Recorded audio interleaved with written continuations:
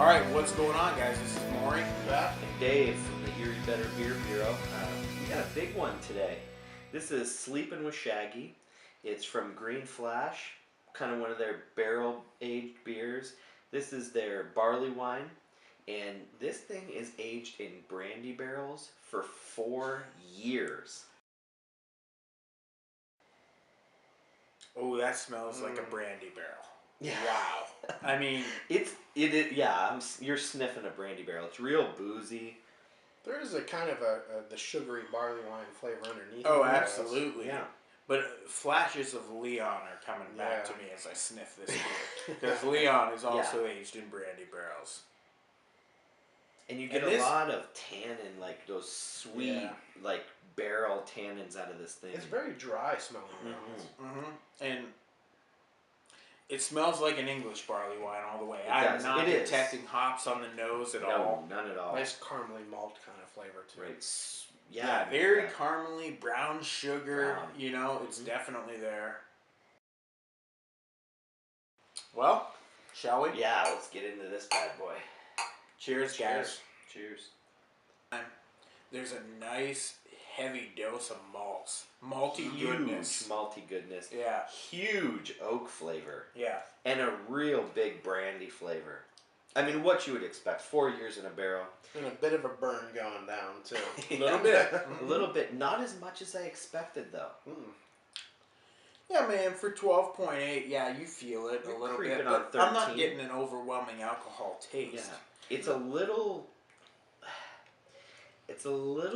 odd up front. Real, kind of like an oxidized taste up front. Oh, there's a little bit of oxidation to the scent. Even beyond after 4 years. Yeah. Though you'll have that. I do have a real big oxidized flavor up front, but then the oak and the wood takes over. Right. And it finishes nice and dry. I don't think the oxidation is to the point of where it's necessarily taking away from this beer too much. No. You know, it's there, it's present, it's noticeable, but it's still pretty delicious and tasty at the same time. It is, yeah. Kind of like if you just dropped a couple of prunes into a brandy and just let them sit there for a few years. For a couple of years, yeah. Yeah, dark fruits, the caramel malts, the brown sugar. I mean, to me, it's all there in the taste. Yeah, I even get that kind of leathery English barley wine undertone. Yeah, I can see that. Not overwhelming, but it's a nice kind of underlying flavor to the whole thing. I really love the underlying brandy flavor of this. I like those oak tannins I'm getting in, and it's less oxidized than I really expected. I'm going to go 4.25 on this one. I think in the category of the English barley wine, it stands up there with a few of the good ones, but it's not quite to the level of some of the great ones. But I do appreciate the crafting this beer underwent, and that the time and effort and patience they spent with aging this beer. So yeah, I'm going 4.25 on this.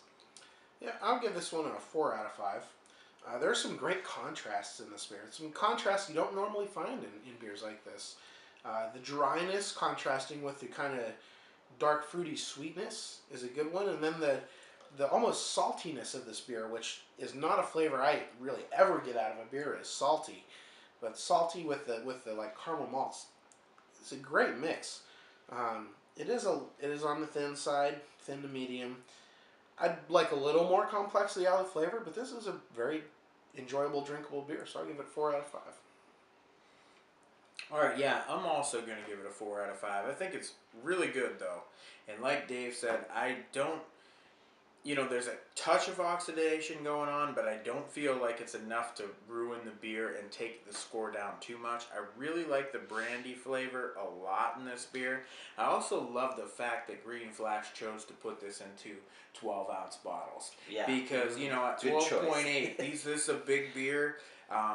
You know, and you could sit around and sip on one of these by yourself, but if you had a bomber of this beer, you might be in trouble. You might have to split it with somebody. It's a good fireside beer. Absolutely. You know what I mean? You can definitely sit around in the winter and sip on this. You fill one of these with this, and you'd be... Well, if you filled one of these 22.5 ounces, you'd be in some trouble with this. So, I mean, after tasting this beer, it makes me all that more excited to get to try Silva Stout. So, we're going to have to hunt that one down. I mean, this is a good offering from Green Flash.